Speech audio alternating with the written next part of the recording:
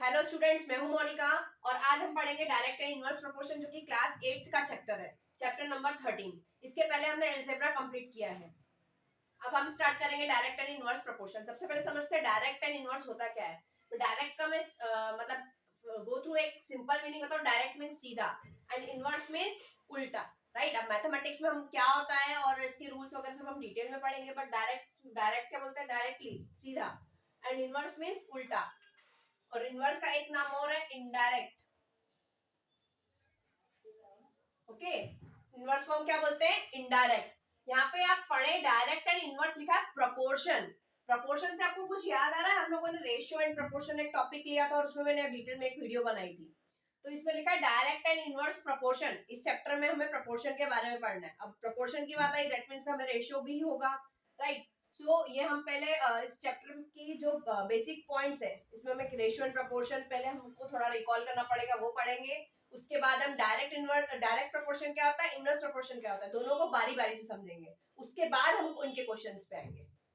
और तो inverse proportion का एक नाम और क्या है, इनडायरेक्ट प्रोपोर्शन। Okay, indirect. और इन्हें वेरिएशन भी बोला जाता है, कई बार डायरेक्ट एंड इनवर्स वेरिएशन नाम से भी आता है। What is the meaning of variation? Very means change. Okay, अब हम इसको डिटेल में पढ़ेंगे होता क्या है, बट पहले रेशियो एंड प्रोपोर्शन को हम रिकॉल कर लेते हैं एक बार। देखिए, ratio, two quantities of same kind when compared, it means of division in the form of ratio. क्या लिखा है मैंने यहाँ पर, रेशियो का मैंने एक वीडियो भी बनाया डिटेल में, आप उसको भी चेकआउट कीजिएगा। बट यहाँ पे मैंने छोटी सी डेफिनेशन लिखी है। रेशियो में हम क्या करते हैं, दो क्वांटिटी को कंपेयर करती है जो कि सेम काइंड की होती है, with the help of division. Division समझ में आता है ना, डिवाइड। देखिए यहाँ पे मैंने लिखा है ए रेशियो बी, ये जो मैंने दो डॉट बनाया इसको हम बोलते हैं रेशियो। तो क्या बोल रहे हैं, रेशो का जब हम रेशो क्या होता है, जब दो क्वांटिटी सेम काइंड की, सेम काइंड की मतलब उनकी यूनिट्स जो है वो सेम होनी चाहिए जब उनको कंपेयर करते हैं। जैसे ये मैंने लिखा है ग्राम, है ना, 2 ग्राम रेशो 50 ग्राम। तो दो क्वांटिटी जो सेम काइंड की होंगी उनका हम कंपैरिजन करते हैं डिवीजन, किसके थ्रू, डिवीजन के थ्रू। और ये क्या फॉर्म कर देता है, रेशियो का फॉर्म कर देता है। जैसे कि मैंने लिखा 2 ग्राम और 50 ग्राम, तो रेशियो का मीन्स होता है अपॉन 50। और ये दोनों सेम, इनकी जो यूनिट है वो सेम है, समझ में आ रहा है। तो ये सेम काइंड में ही होगा। कई बार मैंने आपको रेशियो का वीडियो जब मैंने बनाया था तो मैंने आपको उसमें एग्जांपल दिए थे। कई बार क्या होता है, ऐसा देते हैं 2 मीटर रेशियो एक दे दिया, मान लो 50 सेंटीमीटर, ऐसा कुछ दे दिया है। तो हमें क्या चाहिए, दोनों जो यूनिट है उसकी वो सेम टू सेम चाहिए, सेम काइंड की चाहिए, तभी हम उसका रेशियो सॉल्व कर पाएंगे। तो उसमें क्या करते थे, हम दोनों को सेम यूनिट बनाते थे, मतलब दोनों में से किसी एक को कन्वर्ट कर दिया। एक को सेम रहने दिया, किसी को सेंटीमीटर ही रहने दिया, मैंने इसको कन्वर्ट कर दिया। देखिए कैसे करेंगे। जैसे ये सेंटीमीटर में, हम इसको चेंज नहीं कर रहे, हम इसको भी सेंटीमीटर बनाना चाहते हैं। क्यों? क्योंकि रेशियो जो होता है वो सेम काइंड में ही सॉल्व होता है, सेम सेम सेम सॉल्व होता है। तो मीटर को मुझे क्या करना पड़ेगा, सेंटीमीटर में चेंज करना पड़ेगा। तो 1 metre is equal to 100 centimetre. तो 2 मीटर को चेंज करेंगे तो क्या आ जाएगा, 2 इंटू 100, दैट इज, ये कन्वर्जन के रूल भी मैंने उसमें बताया है। तो ये क्या आ गया, 200 सेंटीमीटर, और ये हमारा 50 सेंटीमीटर। अब दोनों सेम काइंड की हो गई। रेशियो कैसे सॉल्व होता है, मैंने वहां पे लिख दिया कि सेम काइंड मतलब सेम होगी उसकी यूनिट दोनों तरफ। तो 200 और रेशियो का मतलब होता है अपॉन 50, और ये यूनिट सेम सेम है तभी हम इसको रेशियो में कन्वर्ट कर रहे हैं। ओके, इसका 0 से 0 कैंसिल, 5 1 जा 5, 5 4 जा 20, तो क्या आ जाएगा इसका रेशियो, 4:1। समझ में आया, क्लियर। तो ये रेशियो है, हमने छोटा सा इसका रिवाइज इसलिए किया क्योंकि इस चैप्टर में हमें ये काम आने वाला है। ओके, इसमें डायरेक्ट एंड इनवर्स प्रोपोर्शन का नाम में ही मुझे दिख गया प्रोपोर्शन, मतलब मेरे को उसका प्रोपोर्शन का आगे काम आने वाला है, इसलिए हमने क्या करा, रेशियो एंड प्रोपोर्शन का थोड़ा रिवाइज करा। देखिए A ratio B, that means यहाँ पे कोई भी वैल्यू होगी जो कि सेम काइंड की होगी और उसको हम रेशियो में कन्वर्ट करेंगे। Clear, ratio is clear now. Second, when two ratios are equal, दो रेशियो इक्वल होंगे, they said to be in proportion. जब दो रेशियो आपस में इक्वल होंगे तो हम उनको क्या बोलेंगे, प्रोपोर्शन। और प्रोपोर्शन का जो साइन होता है वो 4 डॉट होते हैं इस तरीके से। रेशियो में हम सिर्फ 2 डॉट लगाते हैं, प्रोपोर्शन में कितने डॉट लगाते हैं, 4 डॉट लगाते हैं। मैं एक सिंपल सा मीनिंग बताऊं तो प्रोपोर्शन मतलब इक्वल टू, दो रेशियो के बीच में इक्वल टू का साइन लगाते हैं, दैट इज कॉल्ड प्रोपोर्शन। अब वो कैसे इक्वल टू, आपको एक एग्जांपल देके बताती हूँ। जैसे मैंने लिखा यहाँ पे 2:4 और प्रोपोर्शन लिखा मैंने 3:6। अब ये प्रपोर्शन में क्या चेक करते हैं, प्रपोर्शन का मतलब दोनों रेशियो मेरे इक्वल इक्वल आने चाहिए, मतलब एक 1/2 आ गया तो दूसरा भी 1/2 आना चाहिए। अब देखिए मैंने यहाँ पे 2:4 मतलब 2/4, राइट, और प्रपोर्शन का मीनिंग क्या होता है, इक्वल टू, और 3:6 मतलब 3/6। अब इनको सिंप्लीफाई कर, सिंपलेस्ट फॉर्म में काट के देखो, एक ही टेबल से आ रहा है क्या, सेम टू सेम, 2 1 2 2 2 4, 3 1 3 3 2 6, तो देखो आ गया क्या दोनों तरफ 1/2, that means they are in the proportion, तभी तो हमने इक्वल टू का साइन लगाया बीच में। समझ में आया? तो ये फॉर्मूले के मतलब इसको एक फॉर्मेट में हम लिखेंगे तो कैसे लिखेंगे, A/B प्रोपोर्शन C/D।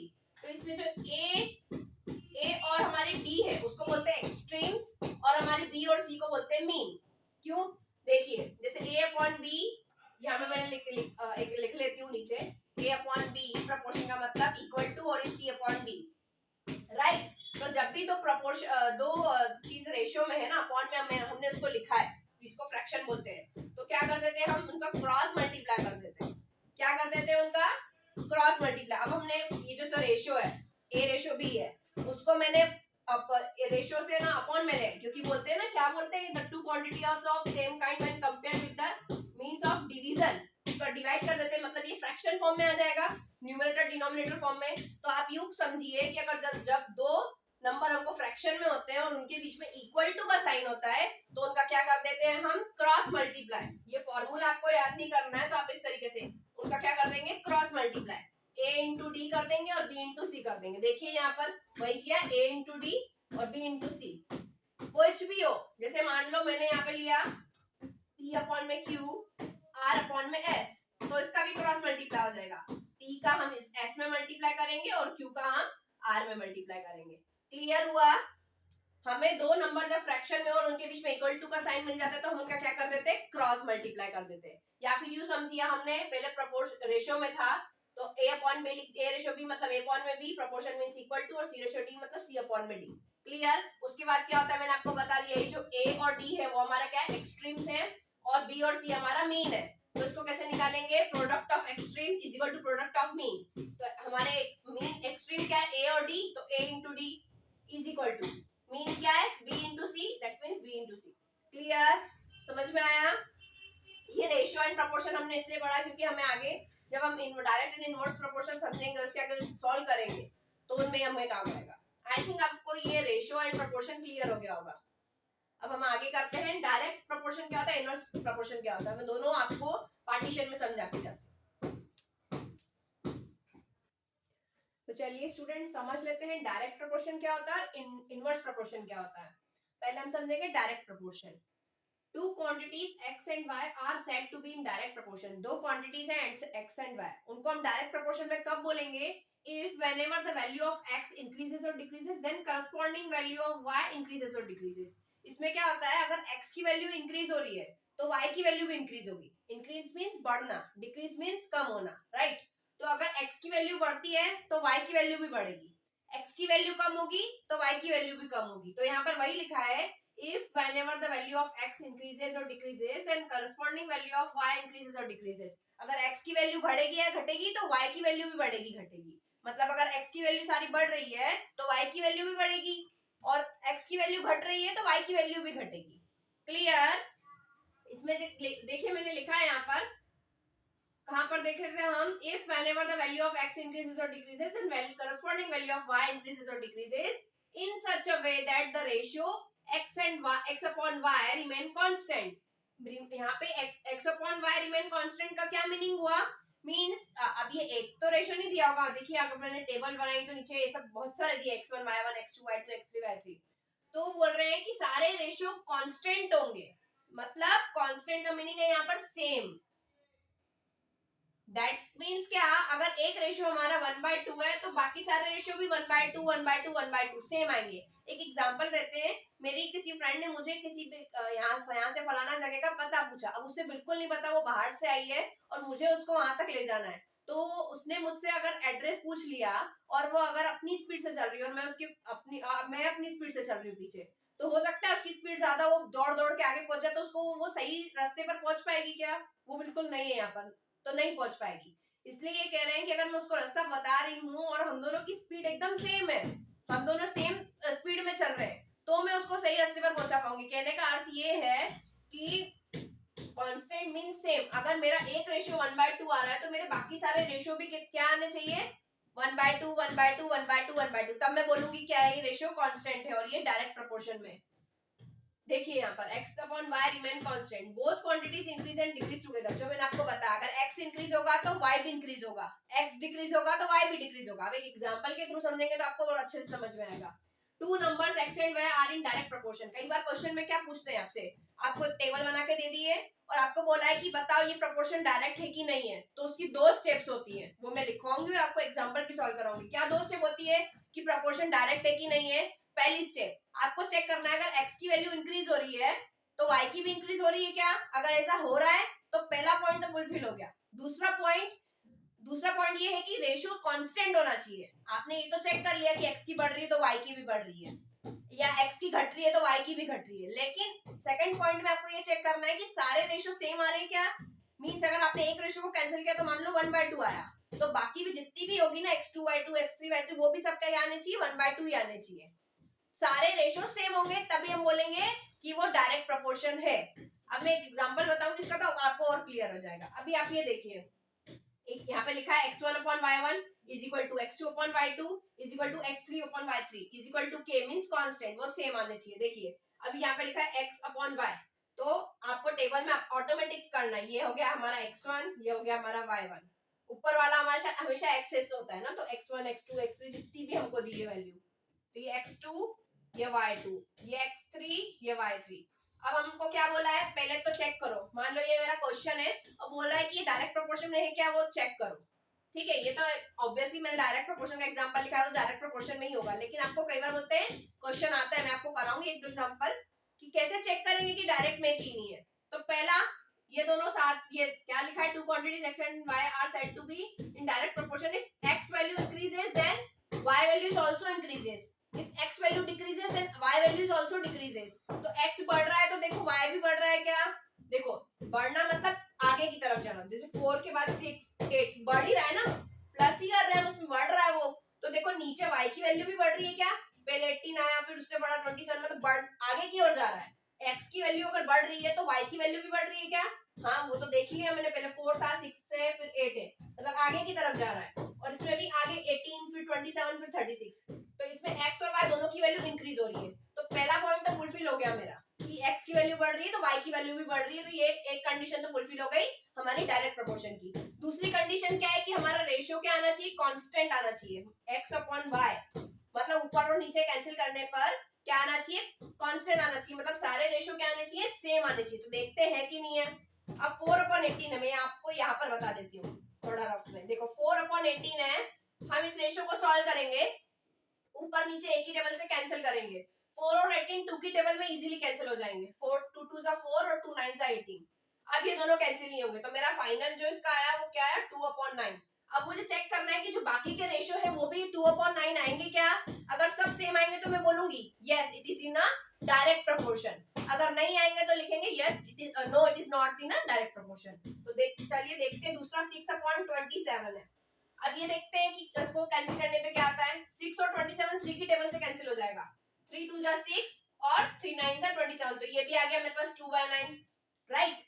अब 8/26, 8/26 भी सॉरी 8/36 है, 8/36 कैंसिल हो जाएगा 4 की टेबल से। देखिए 4 2 जा 8 और 4 9 जा 36। तो देख आपने एक चीज नोटिस करी होगी, ये सब अलग अलग था, x1 y1 की value, x2 y2 x3 y3, लेकिन जब मैंने इनका रेशियो निकाला x अपॉन y के फॉर्म में तो ये सारे सेम आ रहे हैं, मींस कांस्टेंट। सेम का मीन कांस्टेंट होता है, right. 2/9 is equal to 2/9 is equal to 2/9।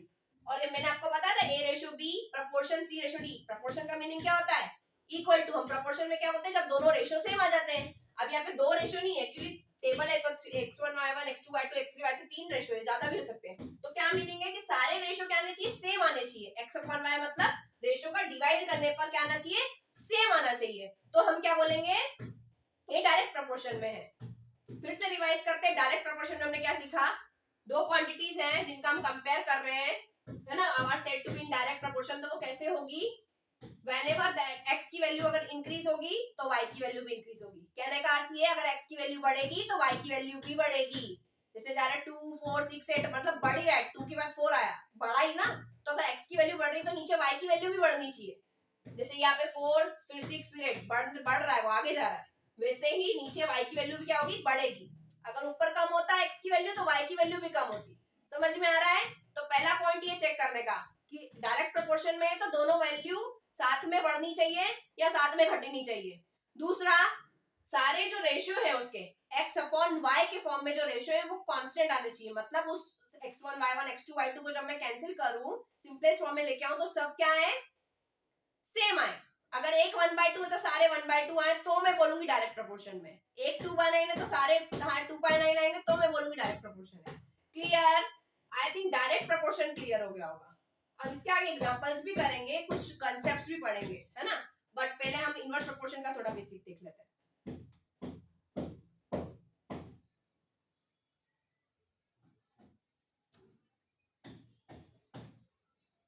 तो चलिए समझते हैं इनवर्स प्रोपोर्शन क्या होता है। Two quantities are said to be in inverse proportion if whenever the value of x increases then value of y decreases and vice versa. अब आपको मैंने जब चैप्टर का हेडिंग पढ़ाया था डायरेक्ट और इनवर्स होता क्या, तो मैंने बताया डायरेक्ट मतलब डायरेक्टली, है ना, सीधा। इनवर्स मींस उल्टा, है ना। इनडायरेक्ट मतलब वो इनवर्स उल्टा होगा। तो सेम कंसेप्ट यहाँ पर है। डायरेक्ट प्रोपोर्शन में क्या सीखा हमने कि दोनों वैल्यू साथ में बढ़ रही है या साथ में घट रही है। इसमें क्या होगा, एक बढ़ेगी तो दूसरी घटेगी, है ना। अगर x इंक्रीज हो रही है तो y डिक्रीज होगी, या y डिक्रीज हो रही है तो x इंक्रीज होगी, वाइस वर्सा। मतलब दोनों तरीके से, अगर x बढ़ेगी तो y घटेगी, y घटेगी तो x बढ़ेगी। इस तरीके से क्वेश्चन आते हैं। पहचानने का तरीका क्या है, अगर एक बढ़ रही तो देखना दूसरी घट रही है, पूछ रहे इनवर्स में है जब, तो अगर एक बढ़ रही तो दूसरी घटनी चाहिए, एक घट रही है तो दूसरी बढ़नी चाहिए। If x increases then y decreases, if y decreases then x increases। Clear? और क्या है इसमें, एक तो हो गया कि एक बढ़ेगी तो दूसरी घटेगी, ये चेक कर लो, या एक घटेगी तो दूसरी बढ़ेगी, एक पॉइंट ये चेक करने का इसमें। दूसरा क्या है, x and y very inversely, जब दोनों वेरी चेंज हो रहे हैं एक दूसरे से, इनवर्स है, उल्टे हैं, एक बढ़ रहा है तो दूसरा घट रहा है, तो उस केस में क्या होगा, k कांस्टेंट है। वो किस फॉर्म में होगा, उसमें क्या था हमारे डायरेक्ट प्रोपोर्शन में x upon y equal to k था। मतलब रेशियो था, हम डिवीजन में निकाल रहे थे, मतलब डिवाइड करके बता रहे थे कि सारे रेशियो सेम है कि नहीं, 1/2 is equal to 1/2 is equal to 1/2। Example लिया था कि डिवाइड करके हम रेशियो का चेक कर रहे थे सेम है कि नहीं। लेकिन यहाँ हम क्या करेंगे, इनवर्स प्रोपोर्शन में मल्टीप्लाई करके चेक करेंगे x1 और y1, x2 और y2 का। मतलब जो हमारा एंड रिजल्ट होगा,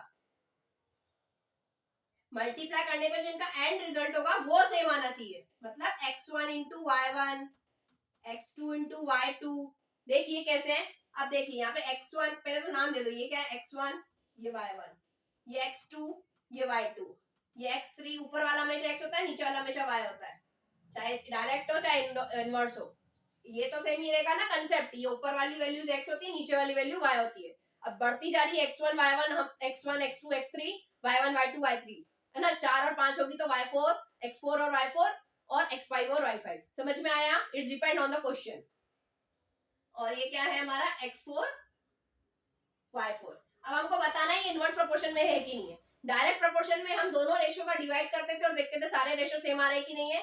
यहाँ पर हम क्या करेंगे, इनवर्स प्रोपोर्शन में दोनों रेशियो का जो है मल्टीप्लाई कर देंगे, x1 into y1, x2 into y2, और फिर देखेंगे सारे एंड रिजल्ट सेम आ रहे क्या, सारे जो हमने x1 y1 सब के एंड रिजल्ट सेम आने चाहिए, तो ही मैं बोलूंगी x1 y1 is equal to x2 y2। देखिए अब इसको देखो, x1 क्या है 100 इंटू 60, तो देखो 1 6 जा 6 और 3 जीरो के 3 जीरो, तो x1 y1 मेरे पास क्या आ गया 6000। अब देखते हैं x2 y2 क्या आएगा। x2 क्या है मेरे पास 200 और y2 क्या है 30, तो 2 3 जा 6 और 3 जीरो के 3 जीरो एज इट इज। जब लास्ट में जीरो होता है ना, किसी भी नंबर के लास्ट में जीरो है दोनों नंबर के, तो हम क्या करते थे, पहले डिजिट डिजिट का मल्टीप्लाई करते थे और बाद में जीरो एड अप करते थे। क्लियर? फिर क्या है 300 इंटू 220, अब 2 3 जा अगेन 6 और 3 जीरो के 3 जीरो एज इट इज। फिर x4 इंटू y4 करेंगे तो क्या 400 इंटू 15, तो 15 4 जा क्या होता है 60 और 2 जीरो के 2 जीरो एज इट इज। अब मैंने क्या बोला था, जरा वापस रिकॉल कीजिए इसको। जब हम इनवर्स प्रोपोर्शन को चेक करेंगे तो सबसे पहले क्या करेंगे, ऊपर बढ़ रहा है तो नीचे घट रहा है क्या, मतलब x बढ़ रहा है तो y घट रहा है क्या। देखो x 100 है मतलब बढ़ रहा है, तो y 60 मतलब कम हो रहा है। फिर उसमें भी देखो x बढ़ रहा है 200 तो y कम हो रहा है, एक बढ़ रहा है घट रहा है, तो हम क्या बोलते हैं इनवर्स प्रोपोर्शन। क्लियर? तो पहली कंडीशन तो फुलफिल हो गई कि इनवर्स प्रोपोर्शन में, दूसरी कंडीशन भी फुलफिल होनी चाहिए। दूसरी कंडीशन क्या है, इन दोनों का जो रिजल्ट है मल्टीप्लाई करने पे सेम आना चाहिए, x1 into y1 x2 into y2 ये सब सेम आना चाहिए। तो देखिए जब मैंने x1 इंटू y1 किया तो 6000 आया, x2 इंटू y2 किया तो 6000 आया, x3 इंटू y3 किया तो 6000 आया, x4 इंटू y4 किया तो 6000 आया। क्लियर हुआ? तो क्या बोला मैंने, ये x1 into y1 x2 into y2 x3 into y3 ये क्या है constant, sorry x4 into y4 ये सब क्या है कांस्टेंट। Constant means same. देखिए आप सेम आ गए क्या, सारे सारे तो 6000 आ रहे हैं ना, और वही बोल रहा है कि मल्टीप्लाई करने पे इनके रेशियो का क्या आना चाहिए, सेम रिजल्ट आना चाहिए मेरा, तो ही मैं बोलूंगी ये कांस्टेंट है। तो फिर से एक बार रिवाइज करते हैं, दोनों में अब छोटा सा डिफरेंस है, आप देख लीजिए। इसमें क्या होगा, डायरेक्ट प्रोपोर्शन में x और y की वैल्यू साथ में इंक्रीज डिक्रीज होगी। अगर x की बढ़ रही है तो y भी बढ़ेगी, और x की घट रही है तो y भी घटेगी। इसमें दोनों सेम साथ में बढ़ेंगे या साथ में घटेंगे, x और y साथ में बढ़ेंगे या x और y साथ में घटेंगे। दूसरा, इसमें x अपॉन y कांस्टेंट होता है, मतलब इनकी जो टेबल है उसमें रेशियो का डिवाइड करने पे रेशियो सेम आना चाहिए, like 1/2 is equal to 1/2 is equal to 1/2, या 2/9 is equal to 2/9 is equal to 2/9। कहने का अर्थ ये है कि जब हम चेक करते हैं डायरेक्ट प्रोपोर्शन में तो उनके रेशियो का हम डिवाइड करते हैं, और जब इनवर्स प्रोपोर्शन में हम चेक करते हैं तो उनके रेशियो का हम मल्टीप्लाई करते हैं। क्लियर हुआ?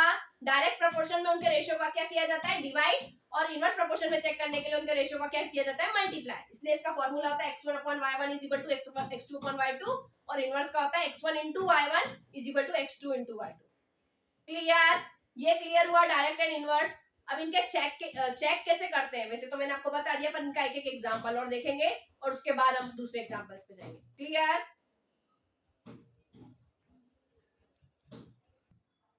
तो चलिए स्टूडेंट देख लेते हैं इनके एग्जांपल्स। हमें चेक करने को आ जाता है कई बार कि ये प्रोपोर्शन डायरेक्ट है कि नहीं, या फिर ये प्रोपोर्शन इनवर्स है कि नहीं। तो सबसे पहले देखते हैं डायरेक्ट चेक कैसे करेंगे हम, डायरेक्ट प्रोपोर्शन है कि नहीं। तो इसकी कुछ स्टेप्स होती है जो कि मैंने पहले भी बताई। फर्स्ट स्टेप, अगर y इंक्रीज हो रहा है तो x भी इंक्रीज होना चाहिए, मींस दोनों साथ में बढ़ने चाहिए, या फिर दोनों साथ में घटने चाहिए। अगर y डिक्रीज हो रहा है तो x भी डिक्रीज होना चाहिए। और इसको मैंने बताया था आपको x upon y is equal to constant, मतलब इसका रेशियो डिवाइड करके चेक करते हैं कि वो सेम आ रहा है कि नहीं, कांस्टेंट है कि नहीं है। अब जैसे एक एग्जांपल दिया है बोर्ड पर देखिएगा, सबसे पहले तो उसमें चेक करना है कि दोनों इंक्रीज साथ में हो रहे हैं या दोनों इंक्रीज दोनों साथ में इंक्रीज हो रहे हैं या दोनों साथ में डिक्रीज हो रहे हैं। तो मेरे को देख के ये पता चला ये 5 है, उसके बाद मैंने लिखा 8, मतलब ये बढ़ रहा है। 5 8 12 15 18 20, मतलब साथ में, मतलब x बढ़ रहा है तो y भी देखे बढ़ रहा है क्या, ये देखो 15 24 36 60, मतलब हाँ ये भी आगे की तरफ जा रहा है। x बढ़ रहा है तो y भी बढ़ रहा है। तो पहला मैंने क्या चेक किया, फर्स्ट मैंने चेक किया x इंक्रीजेस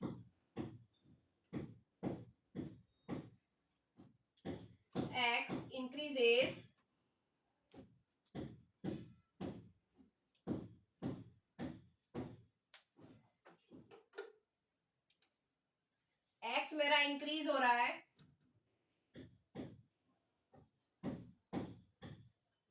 तो y भी क्या हो रहा है मेरे पास, इंक्रीज हो रहा है।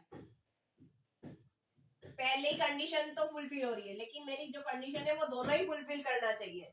दोनों ही मेरी कंडीशन क्या होनी चाहिए, फुलफिल होनी चाहिए, तभी मैं बोलूंगी डायरेक्ट प्रोपोर्शन में। ऐसा नहीं अगर x इंक्रीज हो रहा है y इंक्रीज हो रहा है तो मैंने बोल दिया हाँ ये डायरेक्ट है, नहीं। x इंक्रीज y इंक्रीज, उसके साथ क्या होना चाहिए, उसके रेशियो भी कांस्टेंट आने चाहिए, सारे सेम आने चाहिए, तो मैं बोलूंगी वो डायरेक्ट में है। तो देखिए ये हमारा 5/15 है, 5 1 5 5 3 15, तो ये आ गया 1/3। तो मेरे को देखना है बाकी सारे भी क्या आने चाहिए, 1/3 आने चाहिए। तो 8 1 8 8 3 24, 12 1 12 12 3 36। ध्यान रखिएगा ऐसा नहीं 3 हमने कर लिए सेम आगे तो हम आगे के करे ही नहीं, हमें पूरा चेक करना है, सारे रेशो चेक करना है। अब देखिए 15/60 ये होता है, इसको मैं चेक करूंगी, 15 1 15 15 4 60, तो ये आ गया मेरा 1/4। इसलिए मैंने कहा कि सारे चेक करना। अभी इसको कैंसिल करोगे आप तो क्या हो जाएगा, 2 की टेबल से काटो, 2 9 18 और ये जाएगा 36 बार, है ना। फिर इसको जाओगे 3 से काटोगे, 3 3 9 और ये जाएगा 12, 3 1 4 बार, तो 1/4 आया। और इसको काटेंगे तो क्या आएगा, 21 और 25 तो एक हमारा आया 1/3, दूसरा भी 1/3, तीसरा भी 1/3, और फिर क्या आ रहा है 1/4, फिर क्या आ रहा है 1/4 फिर 1/5, तो ये इक्वल थे क्या आपस में? सारे रेशो थोड़ी इक्वल है, तो हम इसको क्या बोलेंगे? ये आ रहा है क्या? सेम आ रहा है क्या? नहीं, एक आ रहा है 1/3, दूसरा भी 1/3, तीसरा भी 1/3, फिर 1/4, फिर 1/4 और फिर 1/5, तो ये कांस्टेंट है क्या? सारे रेशो सेम है क्या? नहीं, तो हम क्या बोलेंगे? Ratio is not constant, ratio is not constant. जो एक्स वाई वाई है वो नहीं कांस्टेंट नहीं आ रहा है, तो हम क्या बोलेंगे? No, it is not in direct proportion. Clear? कैसे चेक करेंगे? पहले हम चेक करेंगे x बढ़ रहा है तो y भी बढ़ रहा है क्या, x घट रहा है तो y भी घट रहा है क्या। एक कंडीशन फुलफिल हो गई तो खुश नहीं होना है ज्यादा, हमें दूसरी भी चेक करना है। दूसरी भी क्या चेक करना है कि सारे रेशियो कैंसिल होने पर x अपॉन y मतलब डिवाइड होने पर सेम आ रहे हैं क्या। एक 1/3 आ रहा है तो सारे 1/3 आ रहे हैं क्या, ये सब आ जाए तो जाके खुश होना आप, हाँ ये डायरेक्ट प्रोपोर्शन में आ गया। अगर नहीं हो रहा है तो क्या लिखेंगे? No, it is not in direct proportion. Clear? कैसे चेक करेंगे direct proportion? x increases y increases, x decreases y decreases, then x upon y is equal to constant, मतलब x1 upon y1 is equal to x2 upon y2 is equal to x3 upon y3, मतलब दोनों सब same आने चाहिए। Ratio जो है सब same आने चाहिए। एक 1/3 तो आखिरी तक सब कैंसिल होने पर 1/3 आना चाहिए, तो हम बोलेंगे डायरेक्ट प्रोपोर्शन है। क्लियर? अब आते हैं हमारे इनवर्स प्रोपोर्शन के एग्जांपल पे। इनवर्स प्रोपोर्शन के एग्जांपल में क्या बोला है? अगर y इंक्रीज होगा तो x डिक्रीज होगा, मतलब अब उल्टा होगा। इनवर्स का मतलब ही उल्टा होता है ना, अगर एक बढ़ रहा है तो दूसरा घटे और एक घट रहा है तो दूसरा बढ़े। तो चेक करो सब। चलिए एग्जांपल समझ लेते हैं कि इनवर्स प्रोपोर्शन में है कि नहीं है। अब देखिए x की वैल्यू अगर क्या हो रही है हमारी 90, 60, 45, मतलब कम हो रही है ना, x की वैल्यू डिक्रीज हो रही, तो y की वैल्यू क्या होनी चाहिए? इंक्रीज होनी चाहिए। देखो y क्या हो रहा है 10, फिर 15, फिर 20, मतलब 5 प्लस ही बढ़ ही रहा है इसमें, और x हमारा क्या है? कम हो रहा है 90, फिर 60, फिर 45। अगर x हमारा डिक्रीज हो रहा है तो y हमारा क्या हो रहा है? इंक्रीज हो रहा है। तो आप ये क्या बोल सकते हैं? इनवर्स प्रोपोर्शन में है। पहला तो क्या लिख दूं मैं यहाँ पर, क्या लिखेंगे इसमें?